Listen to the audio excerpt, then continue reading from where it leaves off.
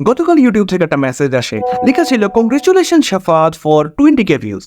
20k views on YouTube, ভাবা যায় একটা ভিডিও থেকে 20k ভিউজ আর সাবস্ক্রাইবার সংখ্যা দাঁড়িয়েছে অলমোস্ট 5 গুণ। Thank you guys. কিন্তু ভাবছি শখের বসে শুরু করা এই কন্টেন্ট ক্রিয়েশনকে একটু অন্যদিকে নেওয়া যাক, প্রফেশনাল ওয়েতে। But professional content creation is not that easy. যেহেতু আমি ইনফরমেটিভ এবং অ্যানালিটিক্যাল ভিডিও নিয়ে কাজ করি, সো আমার ফার্স্ট প্রায়োরিটি হচ্ছে রিসার্চের জন্য বই পড়তে হয়, রিসার্চের জন্য ইন্টারনেট ঘাটাঘাটি করতে হয়। উইদাউট জেনুইন ইনফরমেশন আমি তো আর ভুলভাল তথ্য দিতে পারি না, তাই না? রিসার্চের পর আসি স্ক্রিপ্ট রাইটিং।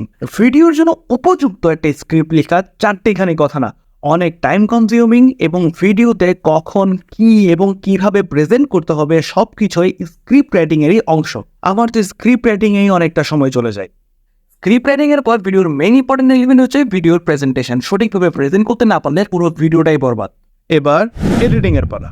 এডিটিং মূলত নিজের ক্রিয়েটিভিটিকে মানুষের সামনে তুলে ধরা, আপনার ইমেজিনেশনকে মানুষের সামনে ফুটিয়ে তুলবে।